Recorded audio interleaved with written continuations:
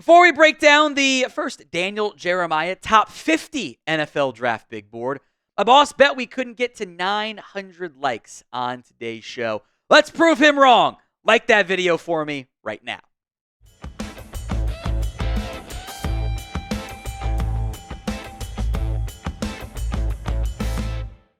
Let's dive into DJ's top 50 big board. Number 1, Abdul Carter, the Penn State edge rusher.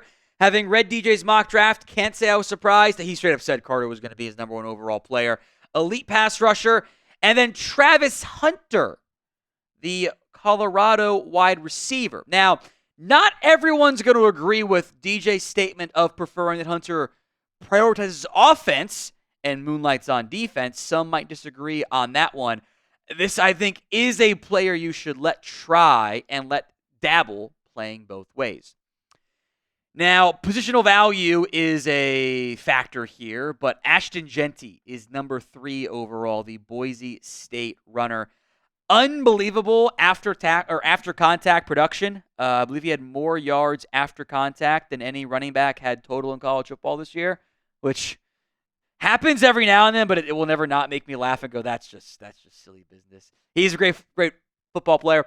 Mason Graham, the Michigan defensive tackle. I get Christian Wilkins vibes out of him. And I think in general, in a class that doesn't have a lot of clear and obvious, no doubt first round grades, it's going to be a controversial class.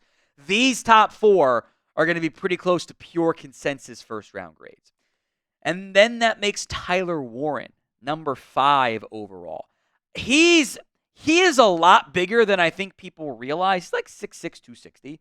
And he doesn't move like that. I mean that in a positive sense. You could wind back the clock to early career Jason Witten was built like that, and I think Warren will test in pretty similar fashion. He is a dynamic player, but he's also a tight end. How do you balance that part? Jalen Walker's number 6. You can look at the PFF big board, and Walker's in the 40s, and you just got him at 6. I subscribe more to the Walker side of it. I do want to point out some of the tweener traits. Is he truly athletic enough in coverage to be an off-ball linebacker? Can he truly hold up powerfully enough as an edge rusher? Or is he kind of like an Anthony Barr type of hybrid player? That's a question mark that has to get answered. Another surprise, another tight end. 2 tight ends in the top 7. Colston, Loveland out of Michigan. His production wasn't great this year. I blame the quarterback play, but his 2023 stuff was really, really good. Will Campbell at number 8. There are times I think he just kind of struggles against speed, frankly. And the length, I think, is a big factor in that. But this is a very high football IQ player who I think, whether he's a tackle or a guard, chance to be the first lineman taken. DJ's got one of my guys at number 9. I thought I was crazy for constantly putting in Mel Kiper mock drafts hey, they should put Barron in here. Well, then DJ put him in there at number 10 or number 9. I have a comp for him, and I texted this to a buddy. I have the proof of it because DJ and I actually have the exact same player comp here. Early career Brian Branch for the Lions. Can do nickel stuff for you, can play safety, and I think probably offers more outside cornerback value. This is one of my favorite players in this year's class. How many QBs go in round 1? The first quarterback we're about to get to on DJ's big board. But let me know in the comments section, the pinned comment of today's show, how many quarterbacks get drafted in the first round of this year's class. Number 10 is Cam Ward. He is the gunslinger. He will make plays. He will be aggressive. He will sometimes make too many mistakes, and you want to dial him back a little bit. But you'd always rather have someone you got to dial back than you got to ramp up from an aggressive standpoint. Ward's the creator. Shedeur is the executor. Fantastic accuracy, good touch, the footwork, the motion. I like all of it from a throwing perspective. He doesn't have elite size or arm strength or athletic ability, but you put him in that timing-based offense, Shedeur will have a lot of success. Will Johnson is very fluid. I do wonder at times what his true top-end speed is here. And he was a bit of a gambler at times in coverage, but I'm okay doing that because, you're a corner. I want you to make plays. 12 is lower than consensus for DJ. Back-to-back Bama players here. Jihaad Campbell and Tyler Booker. I like Campbell as an off-ball linebacker, and I like Booker a lot as a powerful, mauling offensive guard. DJ is higher than about anyone else I've seen on Tyler Booker. Tet McMillan comes in at number 15 overall. This is like T. Higgins' movement skills. I think kind of plays a bit like Drake London as well. He moves way better than you think for a guy at 6'5". Isn't always as physical as you might think for someone of his size, but he's got, I think, potential wide receiver one ability. I think, depending on how we want to count Travis Hunter, is the first true pure wide receiver in this class. Micah Williams, again, I get Trayvon Walker here vibes. The pass rush production wasn't great. Injuries were a factor in this case this past year, but the physical skill set is what you want. Armand Membu out of Missouri. I also really like DJ's Elijah Vera Tucker comp here. Tackle, but could play guard. Might be better at guard, but could also hold up a tackle pretty well. Not a household name necessarily, but you see him more and more in recent round one mock drafts. Kenneth Grant is a stupid athlete, and I mean that in a positive sense. That guy, his movement skills for someone of his height and weight don't really make any sense. He is still very inconsistent, though. But when he puts up, borderline Jordan Davis testing at the combine, we'll be talking a lot about him in round one. Today's show is made possible by Game Time. Game Time's got a new feature. It's called Game Time Picks that makes getting tickets for events even easier. It filters out the fluff to only show you incredible deals on great seats, so you don't have to waste time searching through thousands of tickets to find the best value. Always keep an eye out for the super deal. It is the best deal for any given event. It's the best value. If you can find a super deal, you're probably better off getting it. It's curation, the Game Time Picks feature is, to make it easier to find better value, not just for sports, but for concerts and comedy, theater, and everything else in between. The Game Time guarantee is this. You find tickets in the same section and row for less. Game Time will credit you 110% of the difference. Download the Game Time app today, create your account, and use code CHATSPORTS for $20 off your first purchase. Terms apply.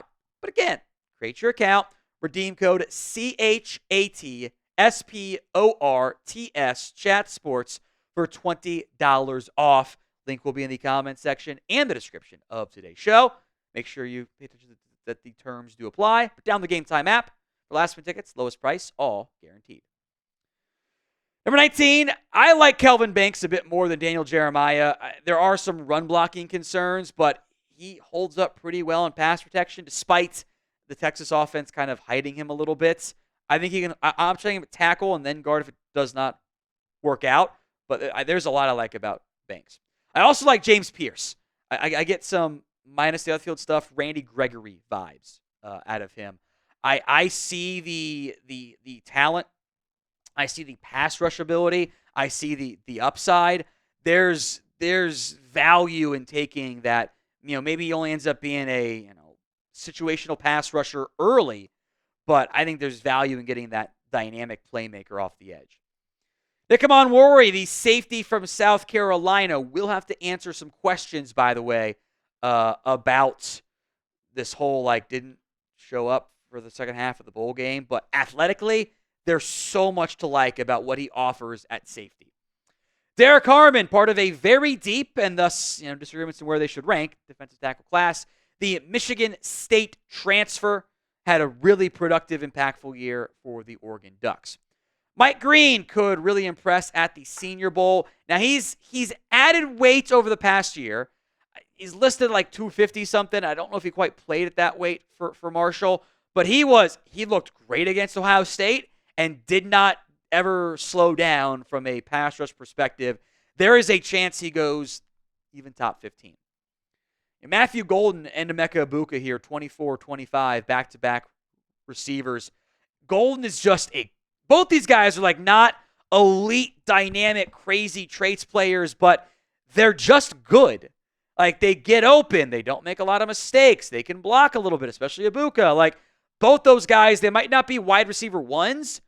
They could be 10-year wide receiver twos for you. I do love the Bobby Trees comp for Ibuka as well. Who is your favorite player in the 2025 NFL Draft? Let me know in the comments section of today's show.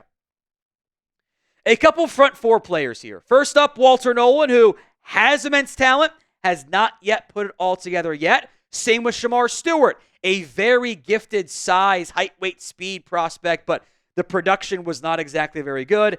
And then Donovan Ezaraku out of Boston College, who did put up the production this year. 16.5 sacks, by the way.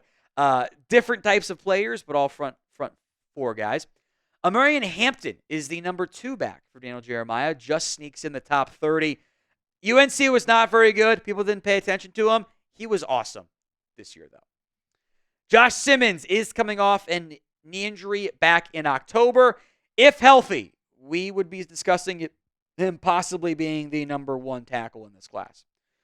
Donovan Jackson might be a tackle, by the way. He did a really good job down the stretch for the Buckeyes, kicking in there outside of a couple rough reps against Abdul Carter. But he helped his draft stock out quite a bit. I am a big fan of Luther Burden. You might need some gadget stuff, a little bit of gadget stuff early in his career, but some of those Stephon Diggs comps I'm actually very, very intrigued by. I've got him higher than DJ. I also have him higher, or I'm higher on Malachi Starks. I don't think he was as good this past year. I do acknowledge that, but I think he's able to make plays in coverage. He can do slot stuff, can do deep safety stuff. I think that's valuable. I still think he's the best safety in the class. Quinshon Judkins at 34 over Travion Henderson. This is he is a probably better pure runner. Henderson, not quite the same gifted athletic ability. Another tight end, by the way, in a pretty top-heavy class, and I mean, there's a lot of talent up top. Mason Taylor, the LSU tight end. Again, LSU wasn't as good. Didn't get the same hype as like Harold Fannin, for example, from a production standpoint, or Tyler Warren. But this is a quality starting caliber tight end. Now, if you want more 2025 NFL draft videos, simply hit that sub button right now. Bookend Ohio State players here, 36 and 40. Travion Henderson, this is the explosive runner. That's my type of guy. I want someone to make big-time plays and be a threat to go 60 yards anytime he touches that ball. Keep his touches down, by the way. We'll come back to 37, 30, 39. 40, Jack Sawyer, number 2 edge for you. Never going to be a double-digit sack guy probably, but will be a powerful edge setter for you and be able to have success in that regard. The UCLA linebacker, Carson Schwessinger. Again, no one was watching UCLA play. They weren't very good this year. A lot of impact plays, though, on the film. I think Josh Connolly is going to go round 1. This is a young former 5-star, still getting better. I think there is some good athletic traits there about him, a bit higher on his athletic ability than I think DJ is. I think there's a real chance he goes round 1. Joshua Farmer out of Florida State. Everyone forgot about Florida State this year because they were a dumpster fire. We thought about Patrick Payton preseason, and then we never discussed him again because he never did anything there. Farmer did play pretty well for the Noles. Jackson Dart steps in here at 41 as the number 3 QB in this class. I still have question marks about him holding up when he has to go through like actual reads and progressions. When things are on time, when it's the way it's supposed to be, he's got the arm strength and he's got the mobility to make stuff happen. He can move around as well, but he also wasn't asked to do a lot of real reads, and that makes him a pretty big gamble and someone that needs probably more development time. I'll also mention TJ Sanders. That's one of DJ's, I think, favorite defensive tackles in this class. He's higher on him than most, but he's also, that SCD line was so damn good this year. I think there's 2 main options for quarterback 3, and Jalen Milroe does not crack the top 50, by the way. JD for Jackson Dart, JM for Jalen Milroe, or O for somebody else. Let me know who that other is in the comments, if there is one, in today's show. 3 straight corners. Benjamin Morrison at 45, the Notre Dame option, who's got injury concerns, I believe. Maxwell Harrison, the UK corner, who I think will probably end up being a top 5 pick. And then Azareye'h Thomas, the really lanky Florida State corner. Again, people stopped paying attention to the Noles this year. I get that. But this is the modern-day cornerback size he's got in spades. All right, Josiah Stewart, undersized edge, might be a situational pass rusher, but he's got the athletic juice there. I am a big fan of Marcus Bowe. I might try him at center. I think he's not immensely powerful, but I think tackle maybe in like some of those classic Shanahan zone blocking schemes or center even I think would work really well for him. Gray Zabel, you'll hear a lot of him I think at the Senior Bowl, North Dakota State product, but he's I think played 4 different O-line spots in his NFL career. That stuff's always valuable there. Elijah Arroyo, again, we're filming this. DJ's came up before the Senior Bowl. I think he's going to look better than Harold Fannin at the Senior Bowl. He is a gifted athlete with size that you covet in spades. This is a really strong tight end class. Arroyo is one of them. Medical question marks, you got to vet there. And then Alfred Collins didn't do a lot as a pass rusher, but I think that there is upside to be developed as that and is a very strong run stopper as well.